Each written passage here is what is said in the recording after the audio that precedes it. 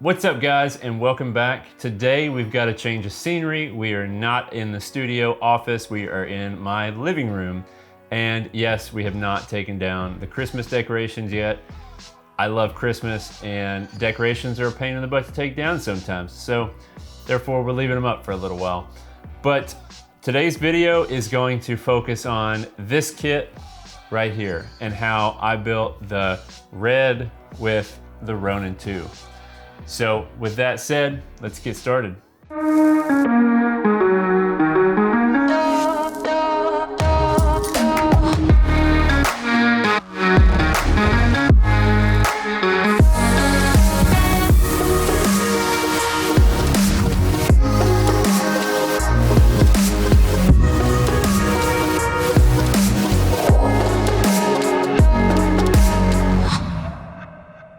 Okay, so we started off with the Ronin MX, I believe is what it was, and we were trying to balance the red camera on the Ronin with the battery and the lens and everything, and we just could not get it to balance. We were trying to get counterweights and do all this and that, and we just couldn't figure it out. And we decided it was time to upgrade, so we went ahead, we got the Ronin 2 with the Ready Rig package. The Ready Rig's not here, but the clamps are on the Ronin on both sides, and this by far blows the Ronin MX or M, whichever one it was, out of the water. I don't know that I could own anything other than this kit right here because of how versatile it is, how durable it is, and pretty much this thing is rock solid and does everything I need it to do.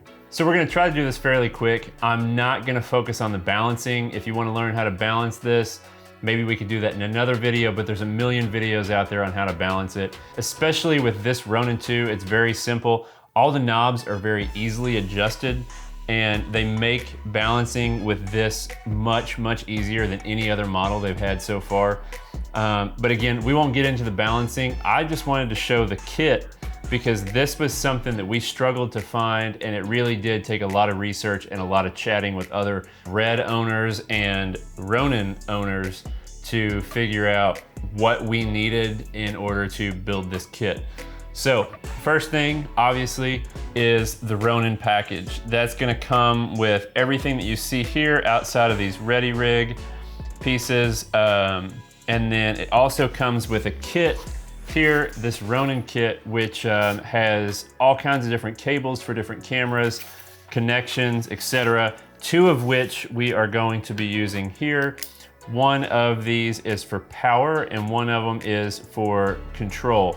And so the power cable allows you to take the red, get rid of the V-mount or the gold mount battery that's on the camera, and use the Ronin batteries, which also work on the Inspire.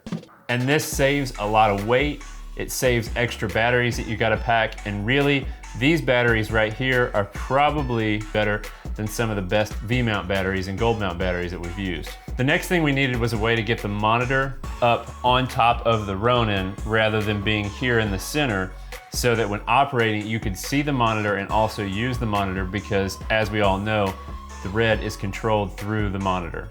So we had to get this extended cable, and what this cable does here, this will mount to the monitor slot on the red, and then this, we've taken one of the Ronin attachments, and this we will put up here on the top and put the monitor, which mounts here, obviously runs through the cable and then connects to the camera.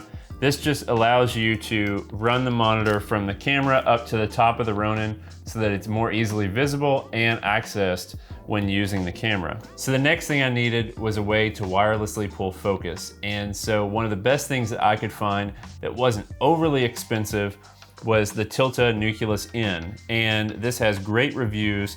It has worked great for me over the past year. It's seen better days. In fact, this is the second unit we've gotten because I broke the first one.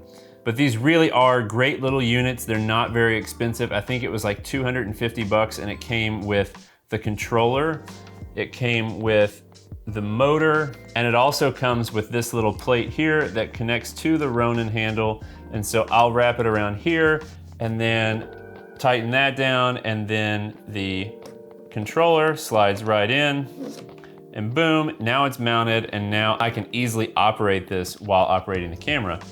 So this was a great little addition. This makes pulling focus much easier, and it can all be done by the operator. Or if you want to have a second monitor and you want to run that to an AC or somebody, they can easily take this and they can operate for you. Or you can just get another controller and you can both have access to pulling focus. So if for some reason your AC needs to be doing something else, you can pull focus, or you can just take this off and slap it back in. It's very versatile, this whole system. I think it works great, and we've used it in many different ways. But to me, this is really one of the best systems that we could have gotten, because it's not that expensive and we really didn't need anything too dramatic for what we were doing. So this right here was perfect. It doesn't cost a lot, so if we do break them, then they're easy to replace. It's not like we're having to go replace a $2,000 handheld unit. The next thing to go along with this was a big trial and error process.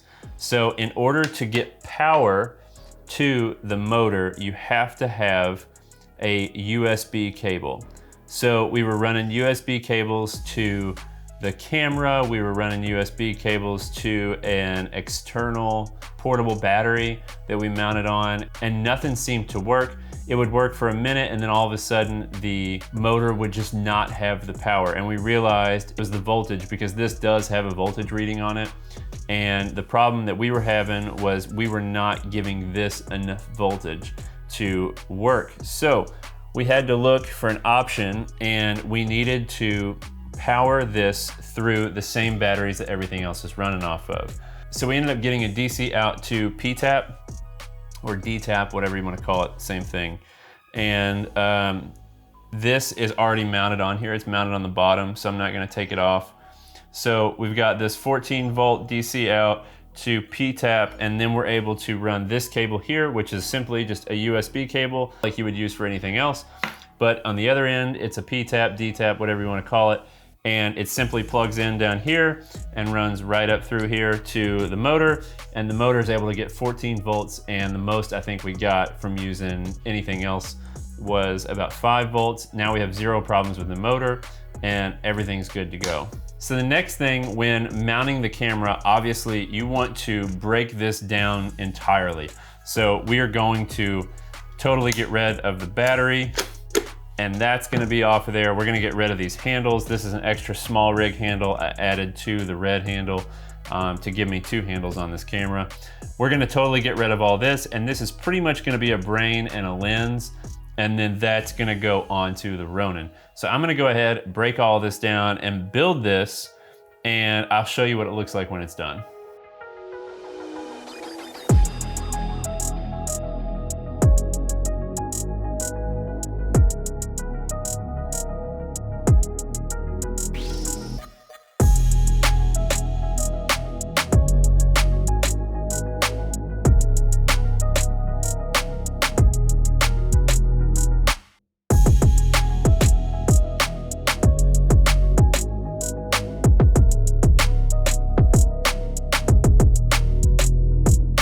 All right, guys, and like that, it's done.